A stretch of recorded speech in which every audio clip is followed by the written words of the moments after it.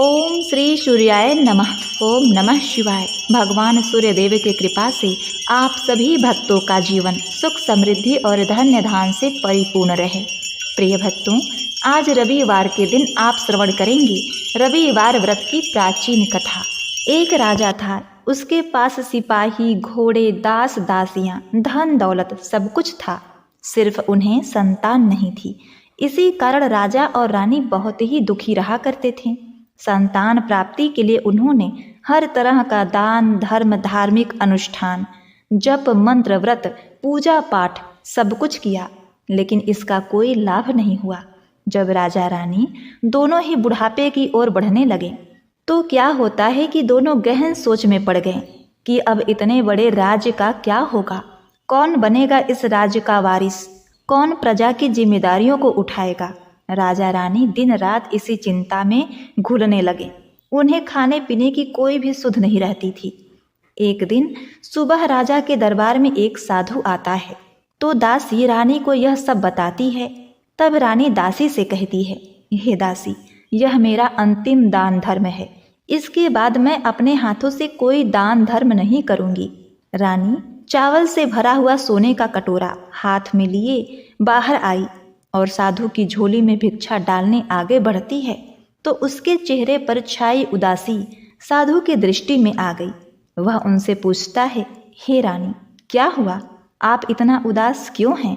तब रानी साधु को सारी बात बताती है और बिलख बिलख कर रोने लगती है। रानी को यूं रोता हुआ देखकर साधु कुछ गंभीर हो जाता है और कहता है, हे रानी, आप चिंता मत करिए, आपकी संतान की इच्छा अवश्य ही पूर्ण होगी। आपकी कोख से एक पुत्र जन्म लेगा, किंतु मात्र वह 16 साल तक ही आप लोगों को मिलेगा। इसके आगे वह इस मृत्यु लोक में नहीं रह पाएगा। इससे बढ़कर आपको कुछ देना मेरे लिए संभव नहीं है। अपनी बात पूरी करते हुए उसने अपनी झोली में हाथ डाला, थोड़ी सी भभूत निकाल कर रानी को दी और कहा, आप और महाराज दोनों इसे बांटकर ग्रहण करना, तुम्हें जल्द ही बहुत ही सुंदर पुत्र प्राप्त होगा। इतना कहकर साधु अपनी राह चला गया। उसी रात राजा अपना दरबार खत्म करके रानी के पास महल में आए तो रानी ने राजा को सारी सच्चाई बताई और साधु की दी हुई भभूत राजा को दिखाई और बोली, साधु महाराज ने यह भभूत हम दोनों को ग्रहण करने के लिए कहा है। तो महाराज बोले कि हे महारानी, इतना दान धर्म किया, जब तब उपवास किया, लेकिन इसका कोई फल नहीं मिला। क्या अब इस भरोसे हमें संतान प्राप्त होगी? तो रानी बोली, जब इतना सब कुछ किया तो अब यह भी कर लेते हैं। हे महाराज, साधु के क्रोध को क्यों बुलावा दें? प्रिय भक्तों, राजा को अब किसी पर विश्वास नहीं था, पर रानी को दुख ना पहुँचे इसलिए वह राजी हो गया। उसने साधु महाराज का नाम स्मरण करके वह भभूत बांटकर दोनों ने खा ली। इसके बाद दोनों निश्चिंत होकर सो जाते हैं। कुछ दिन गुजर जाते हैं और साधु द्वारा कहे अनुसार रानी गर्भवती हो जाती हैं। उस पर राजा रानी दोनों की खुशी का ठिकाना न रहा। राजा रानी से बोला, हे महारानी, सचमुच साधु महाराज की कृपा हो गई। प्रिय भक्तों, 9 महीने 9 दिन और 9 घंटे पूरे होने पर रानी ने एक अत्यंत ही सुंदर गोरे चिट्टे पुत्र को जन्म दिया। राजा ने बड़ी धूमधाम से पुत्र का नामकरण संस्कार किया। सारे राज्य में 8 दिन तक उत्सव मनाया गया। राजा को इस बात का पता था कि हमारा पुत्र सिर्फ 16 साल तक ही हमारे पास रहेगा। प्रिय भक्तों, उसके बाद राजा और रानी बड़े ही प्रेम से बेटे की परवरिश करने लगे। उसकी हर ख्वाहिश पूरी करते कि थोड़े समय के लिए ही भगवान ने संतान की अपनी मुराद पूरी कर दी। राजपुत्र दिन प्रतिदिन बड़ा होता गया। जब वह 8 साल का हो जाता है तो राजा एक अच्छे गुरु की नियुक्ति करके अस्त्र शस्त्र की विद्या, घुड़सवारी इत्यादि सब शिक्षाएं उसे प्रदान कराते हैं। अब वह सभी विद्याओं में पारंगत हो चुका था और इस प्रकार वह 12 साल की उम्र का हो गया। तब एक अच्छी सी राजकन्या को खोजकर उसका विवाह कर दिया गया। इसी प्रकार राजा रानी और उसके पुत्र का जीवन सुखपूर्वक बीत रहा था। लेकिन जब राजपुत्र तो एक दिन उसने अपने पिता से कहा, पिताजी, मैं अपना राज घूम कर देखना चाहता हूँ। आज तक मैंने सिर्फ इस रजवाड़े के अतिरिक्त कुछ नहीं देखा। बेटे की बात सुनकर राजा चिंतित हो जाता है, क्योंकि पुत्र का 16वां साल शुरू हुआ था। अब कोई अनहोनी होने का वक्त नजदीक आ गया था। लेकिन राजा यह सब बातें पुत्र को नहीं बता सकता था। वह क्या करता, चेहरे पर झूठी मुस्कान लेकर बेटे से कहता है, हे पुत्र, जरूर तुम्हें अपने राज्य के बारे में जानना चाहिए। मेरे बाद तुम ही तो राजा बनोगे, अपना राजपाट संभालोगे। परंतु एक बात का ध्यान रखना कि तुम जहाँ भी जा रहे हो, क्या कर रहे हो, यह बात अपनी पत्नी को मत बताना। पुत्र कहता है, ठीक है पिताजी, आपने जो कहा मैं वैसा ही करूँगा। राजपुत्र दिन भर अपनी पत्नी के साथ मौज मस्ती करता, खुशी पूर्वक रहता और रात को ठीक 12 बजे बिस्तर से उठकर बाहर चला जाता और फिर सूर्य उदय होने से पहले वापस अपने महल में आकर सो जाता। ऐसे बहुत दिनों तक चलता रहा। अब राजपुत्र का 16वां साल खत्म होने में कुछ ही दिन बाकी रह गए थे। इतने में उसकी पत्नी यानी कि छोटी रानी रात में एक दिन जाग जाती है। वह देखती है कि बिस्तर पर राजकुमार नहीं है। वह महल में सब जगह देखती है तो राजपुत्र कहीं नजर नहीं आता। अब वह सोचती है कि वह क्या करेगी, किससे कहे। वह चुपचाप रहती है। फिर भोर होने पर वह देखती है कि उसका पति अपने जगह सोया हुआ है। वह पति से कुछ नहीं पूछती, लेकिन दूसरी रात भी वैसा ही होता है। तीसरी रात, चौथी रात, 5वीं रात, ऐसे बहुत दिन तक चलता रहा। छोटी रानी बहुत ही चिंतित हो जाती है। पति रात को कहाँ जाता है, किससे मिलने जाता है, उसके मन में ढेर सारे सवाल उठ रहे थे। लेकिन उसे पूछने में भय लग रहा था कि शायद उसका पति क्रोधित न हो जाए। सास ससुर से पूछने में भी वह बड़ा संकोच कर रही थी। उसकी कुल की मर्यादा बीच में आ जा रही थी। इस तरह छोटी रानी मन ही मन दुखित रहने लगी। इस हाल में उसने खाने पीने में दिलचस्पी नहीं रही। वह दुबली पतली हो जाती है। तो उसी राज्य में एक फूल बेचने वाली एक बूढ़ी महिला, एक मालिन थी। वह हमेशा छोटी रानी को फूल देने उनके महल में आती थी। एक दिन उस बुढ़िया का ध्यान छोटी रानी पर जाता है। वह उससे पूछती है, हे बेटी, तुम्हें किस बात का दुख है? तुम इस तरह सूख कर काटा क्यों हो गई हो? उस पर रानी कहने लगी कि हे बूढ़ी अम्मा, मैं आपको क्या बताऊं। इस राज्य का राजपुत्र, मेरा पति अर्थात इस राज्य का राजपुत्र, हर रात बिस्तर पर से उठकर कहीं चला जाता है और सुबह भोर होते ही वापस आकर सो जाता है। वह कहाँ जाता है, अपने प्रेमिका से मिलने जाता है, क्या करता है, मुझे कुछ नहीं पता। यही सब सोच सोच कर मैं दुबली होती जा रही हूँ। मैं खाना पीना ग्रहण नहीं कर पाती। प्रिय भक्तों, वह बुढ़िया उसे एक उपाय बताती है। कहती है, बेटी ऐसा करना कि आज रात तुम सोना मत। तुम्हारा पति जब उठकर कहीं जाए तो उसके पीछे जाकर देखना कि वह कहाँ जाता है, क्या करता है। उसकी अच्छी तरह से पहरेदारी करना। छोटी रानी ने कहा, हे अम्मा, पर मुझे नींद आ गई तो वह मालिन कहती है, देखो एक काम करना, अपने दाहिने हाथ की उंगली में एक जख्म लगा देना, उस पर थोड़ी सी मिर्च छिड़क देना, तुम्हें जलन के मारे नींद नहीं आएगी। प्रिय भक्तों, उस बुढ़िया के कहे अनुसार छोटी रानी ने अपने अंगुली में एक जख्म लगा लिया और उसमें मिर्ची लगा दी। जलन के मारे कुछ देर तक तो उसे नींद नहीं आई। बाद में वह सो जाती है। दूसरे दिन सुबह बुढ़िया फूल लेकर उसके महल में पहुंची और पूछती है, क्या हुआ बेटी, क्या तुम देख पाई कि तुम्हारा पति कहाँ जाता है? छोटी रानी कहती है, नहीं अम्मा, पहले कुछ समय जलन के कारण मुझे नींद नहीं आई, पर कुछ देर के पश्चात मैं सो गई। बुढ़िया कहती है, कोई बात नहीं, आज तुम उंगली पर पहले से ज़्यादा बड़ा जख्म करना और ज़्यादा मिर्ची लगाना। तो छोटी रानी ने वैसा ही किया, परंतु वह सिर्फ पति को बाहर निकलते हुए देख पाई। उसके पश्चात उसकी आंखें मुद गई। फिर उसे नींद आ गई। दूसरे दिन सुबह वह बुढ़िया फिर आती है। उसके पूछने से पहले ही छोटी रानी रोने लगती है और कहती है, अम्मा, मैं आज भी उनकी पहरेदारी ठीक से नहीं कर पाई। बुढ़िया कहती है, रो नहीं बेटी, सब कुछ ठीक हो जाएगा। तुम आज रात जख्म और बड़ा करना, उस पर ज़्यादा मिर्च लगाना और एक काम करना, जब वह जाने के लिए निकले तब उसका रास्ता रोक लेना। बुढ़िया ने जैसा बताया छोटी रानी ने वैसा ही किया। आज रात उसे नींद नहीं आई, पति जब रात को महल से निकलने के लिए चलने लगा तो वह बुढ़िया ने जैसा बताया वैसा ही करती है। दौड़कर जाकर पति का रास्ता रोकती है और कहती है, आप कहाँ जा रहे हो? किससे मिलने जा रहे हो? मुझे बताओ। राजपुत्र उसे समझाने की बहुत कोशिश करता है कि देखो, अगर मैंने तुम्हें यह बात बता दिया तो मैं तुम्हें दोबारा नहीं मिल पाऊंगा। छोटी रानी कहती है, कोई बात नहीं, ना मिल पाओ, लेकिन आप रात के समय कहाँ जाते हो यह मुझे बता दो। राजपुत्र निरुत्तर हो जाता है और अपने पत्नी के जिद के आगे उसकी एक नहीं चल पाती। ठीक उसी समय उसका 16वां साल खत्म होने वाला था और 17वां साल लगने वाला होता है। अब वह राजकुमार कुछ सोचता है और कुछ चावल मंत्रों से सिद्ध करके अपनी पत्नी को देकर कहता है, इस चावल को दोनों हाथों में मुट्ठी में पकड़ना। पहले दाएं हाथ में पकड़े चावल मेरे ऊपर फेंकना, मैं कौन हूँ तुम्हें पता चल जाएगा।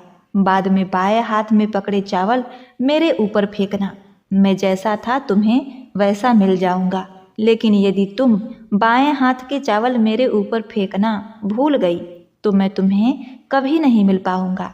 छोटी रानी ने कहा, नहीं भूलूंगी। छोटी रानी बड़े ही आत्मविश्वास के साथ यह कहकर दाएं हाथ में पकड़े चावल पति के ऊपर फेंकती है तो राजपुत्र एकदम एक विशाल घोड़ा बन जाता है, एकदम सफेद, लंबी गर्दन और बड़ा ही तेजस्वी। और वह घोड़ा देखते ही देखते तेजी से दौड़ने लगा। छोटी रानी उस घोड़े को एकदम बहुत ही भौचक्की होकर देखती रहती है और पति ने बाएं हाथ के चावल फेंकने की जो बात कही थी वह भूल जाती है। उसकी आंखों के सामने घोड़ा महल से बाहर निकलकर चला जाता है। घोड़ा जब महल से बाहर जाता है तो वापस नहीं आता। अब छोटी रानी को बड़ा ही पश्चाताप हुआ। वह स्वयं को कोसने लगी, लेकिन अब उसका कोई फायदा नहीं होने वाला था। राजकुमार अब वापस नहीं आने वाला था। सुबह होते ही महाराजा को यह सब बात पता चली। उन्हें बहुत दुख हुआ और वह बिस्तर पर पड़ गए तथा अपने बेटे की राह देखने लगे कि एक न एक दिन उनका बेटा वापस आएगा। इस तरह 1 महीने, 2 महीने, 3 महीने करते करते 6 महीने पूरे हो जाते हैं। राजपुत्र का कोई पता नहीं चलता। राज्य के सेनापति राजपुत्र को ढूंढने के लिए राज्य के गांव-गांव सिपाही भेजता है, लेकिन उससे कोई सफलता नहीं मिली। इधर छोटी रानी अपनी हट के कारण पति गायब हो गया है यह सोचकर स्वयं को मन ही मन कोसती रही और प्रण कर लेती है कि कुछ भी करके पति को ढूंढ कर लाएगी और उसे वापस घर लेकर आएगी। प्रिय भक्तों, एक दिन सुबह उठकर सास ससुर के महल में जाती है और कहती है कि मैं अपने पति की खोज में जा रही हूँ। अब महाराज को क्या चाहिए था? कुछ भी करके उनका बेटा उन्हें वापस मिलना चाहिए था। वे बहू को जाने के लिए अनुमति देकर कहने लगे, हे बेटी, तुम्हें जो चाहे वह करो, जहाँ जाना है वहाँ जाओ, लेकिन मेरे पुत्र को वापस लेकर आओ। अब छोटी रानी अपने शाही भेष बदलकर एक सेठानी बन जाती है। कुछ दासियों को, कुछ नौकरानी को साथ लेती है और कुछ सामान ले लेती है और राज्य की सीमा पर जाकर वहाँ एक भोजनालय खोल देती है। वहाँ आने जाने वाले यात्रियों को भोजन मुफ्त में खिलाती है और मात्र एक शर्त रखती है कि खाने वाले को उसकी देखी हुई कोई अजीब चीज, नई चीज मालकिन को यानी कि राजकन्या को बतानी पड़ेगी, तो वहाँ आने वाले हर नागरिक को मुफ्त में भोजन दिया जाएगा। प्रिय भक्तों, इस तरह छोटी रानी राहगीरों को उनके बताए गए बातों के अनुसार मुफ्त में खाना खिलाती रही, परंतु रानी को जो बात चाहिए थी अब तक वह नहीं मिली थी। ऐसे ही कुछ दिन बीत गए। रानी के महल में फूल लेकर आने वाली बुढ़िया की एक बेटा और बहू थे। उसका एक छोटा सा यानी बुढ़िया का एक पोता था। उस बुढ़िया के बेटा और बहू सुबह काम के लिए निकलते थे और पोते को संभालने की जिम्मेदारी बुढ़िया पर रहती थी। दिन भर पोते को संभालती थी। बुढ़िया को पान खाने की आदत थी, वह पान के बिना नहीं रह पाती थी। ऐसे ही एक दिन बुढ़िया को पान खाने के लिए चूना चाहिए था। वह उसे तैयार करने के लिए सीप लेकर आई। इन सीपियों को भूनने के लिए गोबर के कंडे चाहिए थे। कंडे इकट्ठा करने के लिए वह बांस की टोकरी लेकर चरवाहे के मैदान में गई, जहाँ बहुत सारे कंडे थे। उन्हें जमा करते करते उसे घर आने में अंधेरा हो गया। इस ओर शाम होते ही काम से वापस आकर बेटा और बहू घर पहुंची तो देखा कि बच्चा घर पर अकेला है और बहुत रो रहा है। वो दोनों गुस्से से लाल पीले हो गए और इसी बीच वह मालिन बुढ़िया घर आ पहुंची। बेटे ने पूछा, पोते को घर पर अकेला छोड़कर माँ तुम कहाँ गई थी? बुढ़िया बताने लगी, बेटा मैं गोबर के कंडे इकट्ठा करने गई थी। इस पर बेटा बोला, दोबारा बच्चे को अकेला घर पर छोड़कर यदि कहीं गई तो मैं तुम्हें बहुत पीटूंगा। बुढ़िया कहने लगी, नहीं बेटा, फिर कभी ऐसा नहीं करूंगी।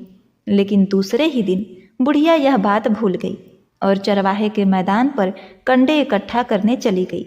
शाम को जब बेटा और बहू काम से वापस लौटे तो देखा कि बच्चा घर पर अकेला है और जोर जोर से रो रहा है। अब उसके बेटे की सहन शक्ति खत्म हो गई और बुढ़िया के घर वापस आने पर उसे घर से निकाल दिया। बुढ़िया रात भर घर से बाहर अंधेरे में बैठी रही और सुबह होते ही हाथ में टोकरी लेकर कंडे इकट्ठा करने के लिए निकल गई।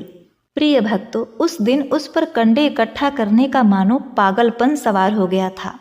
कंडे इकट्ठा करते करते अंधेरा हो गया, उसे मालूम ही नहीं चला। जब उसे ध्यान आया तो गांव का रास्ता भी ठीक ठीक दिखाई नहीं दे रहा था। वह अंधेरे में आंखें फाड़ फाड़ कर देखती और किसी तरह आगे निकलने लगी तो उसने देखा कि एक कपिला गाय छन छन की आवाज करते हुए गले में घंटी बजाते हुए उस मैदान पर आई। उसे देखकर बुढ़िया सोचने लगी कि इस गाय के पीछे पीछे जाऊंगी तो गांव तक पहुंच जाऊंगी। तब बुढ़िया उसके पीछे जाने लगी। वह गाय उस मैदान से लेकर एक एक करके 6 मैदान पार करती है और आखिर में वह 7वें मैदान तक पहुंचती है। तो वहाँ क्या होता है कि उस मैदान में एक बड़ा सा पत्थर था। गाय जाकर उस पत्थर को अपने सींग से मारती है। जब गाय ने सींग मारा तो वह पत्थर दूर हट गया और पाताल में नीचे जाने के लिए सीढ़ियाँ दिखाई देने लगी। तब वह गाय उन सीढ़ियों से नीचे जाने लगी। वह मालिन बुढ़िया यह सब देख रही थी और झट से गाय की पूंछ को पकड़ लिया। प्रिय भक्तों, वह गाय के साथ नीचे पाताल में पहुंच गई और तुरंत ही गाय की पूंछ छोड़ दी और इधर उधर देखने लगी। उसने देखा कि वहां बहुत सारे दीपक जल रहे हैं, तेज रोशनी है। जब उसकी नज़र गाय के ऊपर पड़ती है तो वहां एक अद्भुत घटना घटती है। गाय के गले में अपने आप साकल पड़ गई। छम छम करके कोई दुधाड़ी गाय का दूध दूहने लगा, लेकिन कोई भी वहां नजर नहीं आ रहा था। बुढ़िया बहुत ही घबरा गई कि कहाँ आकर फंस गई। वह सोचने लगी और वहां छिपने के लिए एक जगह ढूंढने लगी, लेकिन उसे कहीं जगह नहीं मिली। हर जगह उजाला ही उजाला था। तो वह एक कोने में खड़ी हो गई और जो कुछ सामने हो रहा था उसे चुपचाप देखने लगी। उसने देखा कि वहां एक उम्दा सफेद घोड़ा और 2 कुंड थे। उसमें से एक कुंड में एक घोड़े ने छलांग लगाई और ऊपर आ गया। उस घोड़े को अब राजपुत्र का रूप प्राप्त हो गया। उसने दूसरे कुंड में पानी में स्नान किया और वहां रखे नए कपड़े पहने और नजदीक की एक सुंदर पलंग पर आ गया। उस पर आकर वह बैठ गया। उसके सामने 56 प्रकार के पकवानों से सजी एक थाली आई। दूध की एक प्याली आ गई, 5 सुपारी आ गई। उसके सामने एक दिया जल रहा था।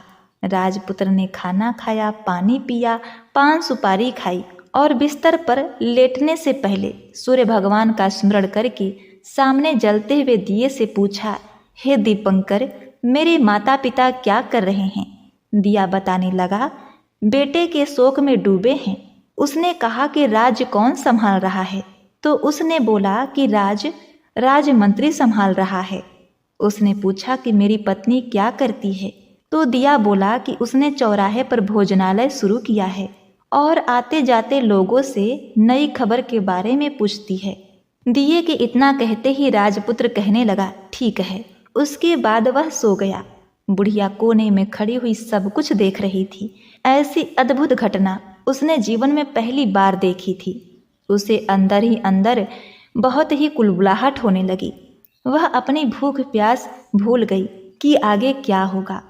इस उत्सुकता से वह देखने लगती है, लेकिन उसके बाद कुछ घटनाएं नहीं घटती। रात गुजर गई और सुबह हो गई। पलंग पर सोया हुआ राजपुत्र उठा और फिर से पहले वाले कुंड में छलांग लगाई, तो अब वह फिर से घोड़ा बनकर कुंड से बाहर आ गया। तेजी से उस पाताल नगरी से बाहर निकल गया, लेकिन कहाँ गया बुढ़िया को कुछ नहीं पता चला। इसके बाद पिछली रात की तरह कोई उस गाय को छम छम करके दूध दूहने लगा। जैसे ही दूध दूहना खत्म हुआ, उसके गले की साकर अपने आप खुल गई और वह गाय तेजी से ऊपर जाने लगी, सीढ़ियों की ओर भागने लगी। गाय को दौड़ता देखकर बुढ़िया सोचने लगी कि अब गाय के साथ यहाँ से ऊपर जाना ही समझदारी होगी, नहीं तो कोई मुसीबत आकर उसके ऊपर आ पड़ेगी। झट से उसने गाय की पूंछ पकड़ ली, गाय के साथ ऊपर आ गई। गाय जब मैदान में पहुंची तो उस सुरंग का रास्ता अपने आप बंद हो गया और उसके मुंह पर एक बड़ा सा पत्थर पहले की तरह खड़ा हो गया। ऊपर आकर वह गाय जंगल की ओर निकल गई। इधर वह बुढ़िया एकदम सी बावली हो गई। उसने पाताल नगरी में जो कुछ देखा था वह जल्दी जल्दी किसी को बताने के लिए बड़ी ही उतावली थी। तो उसे एकदम याद आया कि नगर की सीमा पर कोई औरत भोजनालय चला रही है और नई बात बताने वाले को अच्छा अच्छा खाना पीना देती है। वह सोचने लगी, क्यों ना मैं यह बात उस औरत को बताऊं। यदि उसे यह बात पसंद आई तो बाकी जीवन खाने पीने की झंझट से मुक्ति मिल जाएगी। बुढ़िया ने मन में तय किया और तुरंत भोजनालय के द्वार पर पहुंच गई, जहां द्वार पर टंगी नगाड़े के सामने खड़ी हो गई और जोर जोर से नगाड़ा बजाना शुरू कर दिया। नगाड़े का इस तरह शोर सुनकर मालकिन यानी छोटी रानी मन में प्रसन्न हो गई कि शायद कोई नई बात लेकर यहाँ आया है। छोटी रानी सिपाहियों को आदेश देती है कि जाइए और कौन आया है उसकी अच्छे से खातिरदारी कीजिए। छोटी रानी का आदेश पाते ही सिपाही दौड़ते हुए गए तो वहाँ एक बुढ़िया नगाड़ा बजा रही थी। उन्होंने पूछा, बुढ़िया माई क्या हुआ, नगाड़ा क्यों बजा रही हो? बुढ़िया बोली, कुछ नहीं बेटा, यहाँ खाना मिलता है ना, इसीलिए आई हूँ। तो सिपाहियों ने कहा, माई खाना चाहिए, खाना तो मिलेगा लेकिन तुम्हें कोई नई बात बतानी पड़ेगी। बुढ़िया ने कहा, हाँ बताऊंगी, एक बात मालूम है मुझे। इस पर सिपाही उसे अंदर लेकर आए और मालकिन के आदेश के अनुसार बहुत सेवा सत्कार किया गया। बड़ी से सुंदर थाली में सुंदर सुंदर पकवान व्यंजन परोसे गए। बुढ़िया बहुत दिनों से भूखी थी, वह खाने पर टूट पड़ी। खाना खाने के बाद सिपाही ने उसे नई साड़ी पहनने को दी। उसके बाद उसे लेकर रानी के पास आए। बुढ़िया और छोटी रानी ने तुरंत एक दूसरे को पहचान लिया। तब छोटी रानी ने बुढ़िया से कहा, अम्मा अब बताओ तुमने क्या नई बात देखी? बुढ़िया ने कहा, नई बात? मैंने कोई नई बात नहीं देखी। मेरे पास तो तुम्हें देने के लिए खाने के पैसे नहीं थे, इसलिए मैंने झूठ कहा और नगाड़ा बजाया। रानी ने कहा, अम्मा घबराना नहीं, मैं किसी को तुम्हारा नाम नहीं बताऊंगी। फिर भी बुढ़िया ने कहा, मेरे पास कोई नई बात नहीं है। इस पर रानी ने उससे कहा, देखो अम्मा, तुमने मुझे वह नई बात बताई तो जिंदगी भर तुम्हारी देखभाल मैं करूंगी, तुम्हें राजमाता की तरह रखूंगी। अब बुढ़िया बताने के लिए तैयार हो गई। उसने जो कुछ भी चारागाह वाले मैदान में देखा था सब कुछ सच सच छोटी रानी को बता दिया। बुढ़िया की बातें सुनकर छोटी रानी को यकीन हो गया कि वह राजपुत्र उसी का पति है। वह तुरंत बुढ़िया से कहने लगी, हे अम्मा मुझे उस जगह पर ले चलो। तब बुढ़िया बोली, नहीं बेटी, वह पाताल लोक है, वहाँ सांप आदि रहते हैं, तुम्हें देख लिया तो तुम्हारी जान खतरे में पड़ सकती है। लेकिन छोटी रानी उसकी एक भी बात नहीं सुनती, उसे उस जगह ले जाने के लिए हट करने लगी। आखिर में बुढ़िया ने उसका कहना मान लिया और कहने लगी, ठीक है मैं तुम्हें वहाँ ले जा सकती हूँ, पर आज नहीं कल वहाँ जाना। दूसरे दिन दोपहर को रानी बुढ़िया के साथ उस मैदान पर गई और एक जगह छुपकर गाय के आने की राह देखने लगी। दिन ढलते ही अंधेरा घिरने लगा और गाय हमेशा की तरह वहाँ मैदान में आ गई और उस कोने में जाकर उसने पत्थर पर सींग मारा तो छत से पत्थर हट गया। सुरंग में जाने के लिए रास्ता खुल गया।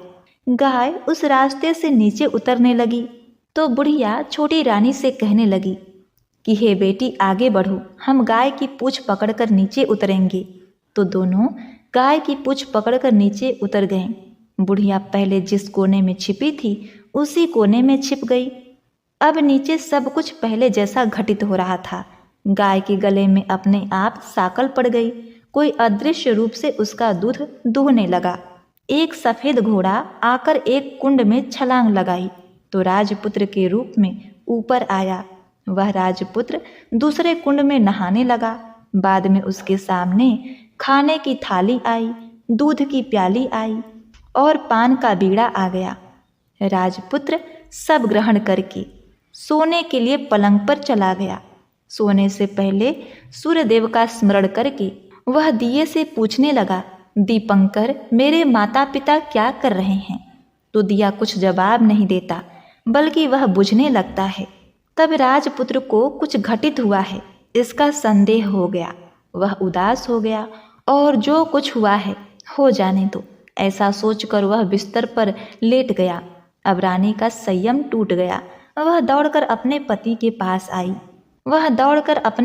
पास आई। उसके पैर पकड़ने के लिए आगे बढ़ती है। तब राजपुत्र तुरंत ही पत्नी को पहचान गया और झट से पीछे हट गया। चिल्लाने लगा कि नहीं नहीं, मुझे मत छूना, सर्वनाश हो जाएगा। रानी दोनों हाथ जोड़कर पति से अपने भूल को स्वीकार करने लगी कि स्वामी मुझसे भूल हो गई। मुझे आपसे नहीं पूछना चाहिए था कि आप रात को कहाँ जाते हो। मैं अपनी भूल स्वीकार करती हूँ। मुझे मेरी भूल की सजा मिल गई है। अब आप घर चलो। आपके वियोग में आपके माता पिता ने बिस्तर पकड़ लिया है। आपकी प्रजा बहुत दुखी है। इस पर राजपुत्र कहने लगा, वही तो एक बार तुम गलती कर बैठी हो, अब दोबारा मत करना, नहीं तो मैं तुम्हें जो दिख रहा हूँ वह भी नहीं दिखाई दूंगा। रानी अब विलाप करने लगी, जोर जोर से जमीन पर सिर पटकने लगी। राजपुत्र के मन में उसके प्रति दया उत्पन्न हो गई। वह उससे कहने लगा, यदि तुम मुझे पाना चाहती हो तो तुम्हें एक काम करना होगा। काम कठिन है लेकिन वह तुम्हें अकेले ही करना होगा। रानी ने कहा, कहो स्वामी, कितना भी कठिन काम हो मैं पूर्ण करूंगी। इस पर राजपुत्र ने कहा कि इस पाताल से ऊपर जाते ही तुम्हें एक घना जंगल नजर आएगा। ऐसे 6 जंगल पार करने के पश्चात तुम्हें एक 7वां जंगल मिलेगा। वह जंगल सबसे घना है। उस जंगल के बीचों बीच एक पीपल का पेड़ है। उसके आसपास की जगह पत्ते, फंदे, जटाएं आदि से ढक चुकी हैं। वहाँ बाघ, शेर, सांप, भालू बैठे हैं। तुम्हें उन सबको भगाकर वह जगह साफ करनी है। उसको गोबर से लिपाई करके पवित्र बनाना है, रंगोली से सजाना है। उसके बाद वहाँ धूप कपूर जलानी है, फूल और कुमकुम से पेड़ की पूजा करनी है, दूध और दही से बने चावल का भोग लगाना है। यह सब तुम्हें दोपहर को 12 बजे से पहले करना है। 12 बजने के समय तुम्हें उस जगह पर बैठकर सूर्य भगवान का ध्यान करना है। ठीक 12 बजे सूर्य भगवान का रथ वहाँ उतरेगा। वे सब देखकर खुश हो जाएंगे और कहेंगे कि जिस किसी ने भी यह सब किया उसे मैं मन चाहा फल दूंगा। तो तुम सामने जाकर उनके रथ का दाहिना घोड़ा मांगना, मैं तुम्हें मिल जाऊंगा। इतनी बात कहकर राजपुत्र अपने पलंग पर सो गया। छोटी रानी रात भर वहीं रही और सुबह होते ही बुढ़िया के साथ गाय का पूंछ पकड़ के ऊपर आने के बाद बुढ़िया से कहने लगी, अम्मा अब मैं अकेले ही आगे जाऊंगी, तुम भोजनालय वापस जाओ। वह जंगल में जाकर राजपुत्र के कहे अनुसार वह जगह साफ करती है। बाद में राजपुत्र ने जैसा बताया था उसे वैसे लिपाई करके वापस आ गई। दूसरे दिन सुबह होने से पहले उठी और जंगल में उसी जगह पहुंची जहां इत्र गुलाब का पानी छिड़क कर वह जगह सुगंधित की। धूप अगरबत्ती जलाकर उसे पवित्र किया और पूजा की सब सामग्री वहां तैयार रखकर सूर्य भगवान का ध्यान धर के बैठ गई। जैसा कि पति ने बताया था, दोपहर को ठीक 12 बजे सूर्य भगवान का रथ उसी पीपल के पेड़ पर आकर रुका। सूर्य भगवान ने जब रथ के नीचे देखा तो सुगंधित वातावरण देखकर वे बहुत ही प्रसन्न हो गए। फिर वे बोले कि जिस किसी ने यह काम किया मैं उसे मन चाहा वरदान दूंगा। यह सुनकर वह दौड़कर उनके सामने आ गई उनको साष्टांग नमस्कार करके बोली, भगवान वह मैं ही हूँ, मैंने ही इस जगह को साफ किया है। तब सूर्य भगवान ने कहा, अच्छा तो तुम्हें जो चाहिए वह मांगो। उसने कहा, भगवान मुझे आपके रथ का दाहिना घोड़ा चाहिए। सूर्य भगवान बोले, नहीं नहीं, मैं तुम्हें और कुछ भी दे सकता हूँ, लेकिन यह घोड़ा नहीं दे सकता। मेरे रथ के 12 घोड़े हैं, तुम चाहो तो कोई और घोड़ा मांग लो, लेकिन यह दाहिना घोड़ा नहीं, वह मैं तुम्हें नहीं दे सकता। छोटी रानी ने एक नहीं सुनी, वह सूर्यदेव से एक ही बात की रट लगाती रही कि उसे दाहिना घोड़ा दे दीजिए, नहीं तो मैं आपके पैरों में गिरकर अपनी जान दे दूंगी। अब सूर्यदेव धर्म संकट में पड़ गए। उन्होंने वचन दे दिया था, अब अपने वचन से पलट भी नहीं सकते थे। तब सूर्य भगवान ने बोला, मैंने तुम्हें घोड़ा दे दिया, लेकिन घोड़ा तो दे दिया, वह तुम्हें वहां नहीं मिलेगा, तुम्हें उसे पाताल लोक में जाकर लाना होगा। रानी बोली, पाताल लोक में ही क्यों भगवान, मैं उन्हें पाने के लिए कहीं भी जा सकती हूँ। रानी को वचन देकर भगवान सूर्यदेव अंतर ध्यान हो गए और अपने मार्ग पर चले गए। इधर रानी जंगल से अपने भोजनालय में गई, फिर बुढ़िया को साथ लेकर उस मैदान में गई और जल्दी ही शाम हो गई। शाम होते ही वहां एक गाय आई, उसने सींग मारकर सुरंग का पत्थर हटाया, नीचे उतरने लगी। रानी और बुढ़िया जल्दी जल्दी उसकी पूंछ पकड़कर नीचे उतर गईं। पाताल में सब घटनाएं पहले की तरह ही घटने लगी। घोड़े का एक कुंड में नहाकर राजपुत्र बन जाना, नहा धोकर पलंग पर जाकर बैठना, उसे खाने की थाली, दूध प्याली, पान का बीड़ा आना। लेकिन आज एक नई बात घटी। आज 2-2 थाली, 2-2 दूध की प्याली और 2-2 पान के बीड़े उसके सामने आए। वह कुछ नहीं बोला, अपने हिस्से की थाली खाकर, दूध पीकर, पान का बीड़ा चबाकर वह सोने चला गया और हमेशा की तरह दिए से पूछने लगा, हे प्यारे दिए, दीपंकर, मेरे माता पिता क्या कर रहे हैं? दिए ने बताया कि हे राजपुत्र, वे दोनों तुम्हारे शोक में मरने की स्थिति में पहुंच गए हैं। ऐसा सुनकर उसकी आंखों से झरझर आंसू टपकने लगे। फिर वह पूछने लगा, हे दीपंकर, मेरा राज कैसा चल रहा है? दिए ने कहा, राजपुत्र, तुम्हारा राज प्रधानमंत्री चला रहा है और वह सब कुछ हड़प चुका है। वह प्रजा पर बहुत ही अत्याचार कर रहा है। यह सुनकर राजपुत्र को बड़ा ही क्रोध आया। वह क्रोध से तमतमा गया, अपनी मुट्ठी भींचने लगा। अब उसने दिए से पूछा, दीपंकर, मेरी पत्नी क्या कर रही है? अब दिया कुछ नहीं बोला और चुप रह गया।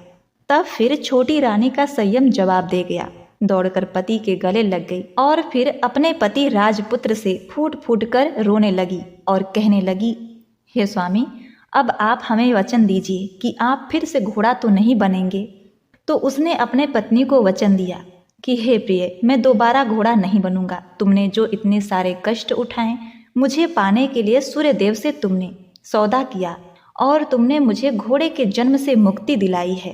के बाद दोनों पति पत्नी और वह बुढ़िया उस गाय का पूंछ पकड़कर पाताल लोक से सीधे बाहर आए भोजनालय में और वहां सब सामान लोगों में बराबर बराबर बांट दिया और फिर उसके बाद अपने राज्य को लौट गए।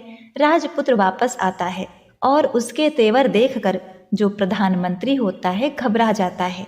राजपुत्र ने उसे बंदी बनाने का आदेश दे दिया और उसे कैद खाने में डलवा दिया और राज्य की बागडोर अपने हाथों में ले ली। इसके बाद वह अपने माता पिता से मिलने के लिए महल में गया। तब राजपुत्र वहां पहुंचकर क्या देखता है कि उसके माता पिता उसके शोक में अस्थि पंजर बने हुए हैं। पुत्र को वापस आया देखकर मरणासन राजा रानी की आंखों से टप टप अश्रु की धाराएं बहने लगती हैं। उन दोनों ने पुत्र को गले लगा लिया, उसे बड़ा ही प्रेम किया। इतना होने के बाद उनकी सेहत में एकदम सुधार आने लगा। अब वे बिस्तर से उठकर बैठ गए, पुत्र को आशीर्वाद देने लगे। राजपुत्र के आने की खबर तुरंत राज्य में फैल गई। प्रजा खुशी के मारे फूली नहीं समाई। प्रजाजन महल के सामने इकट्ठी हो गई। राजपुत्र ने भी उन्हें दर्शन दिए और आज से उन्हें कोई दुख न पहुंचेगा, ऐसा उन्हें वचन दिया। अब राजा ने अपने पुत्र का राजाभिषेक करके उसे सिंहासन पर बैठाया, प्रिय भक्तों, और अपनी बहू को महारानी का दर्जा दिया और स्वयं अपने पत्नी के साथ ईश्वर स्मरण करते हुए खुशी से दिन व्यतीत करने लगे। महाराजा बना राजपुत्र अच्छी तरह से राज चलाने लगा। अपनी पत्नी के साथ सुख शांति से जीवन व्यतीत करने लगा। उस बुढ़िया को रानी ने अपने ही पास रखा और उसकी अच्छी तरह से देखभाल करने लगी। बुढ़िया के बुढ़ापे के दिन खुशी से गुजरने लगे। सारी प्रजाजन प्रेम से रहने लगी। तब राजपुत्र ने एक और घोषणा की कि हे प्रिय प्रजाजनों, तुम आज के बाद सूर्य नारायण भगवान का व्रत करो। प्रत्येक रविवार को उन्हें प्रेम पूर्वक अर्घ दो, घर की लिपाई करो तथा अपने घर में सुख समृद्धि की कामना करो।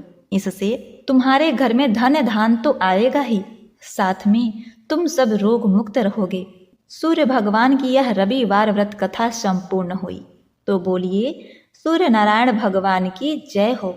आज के इस कथा कहानी को कहते सुनते हुंकारा भरते सभी भक्तों को भगवान सूर्यदेव की आशीर्वाद से सुख समृद्धि शांति और आरोग्य का आशीर्वाद प्राप्त हो।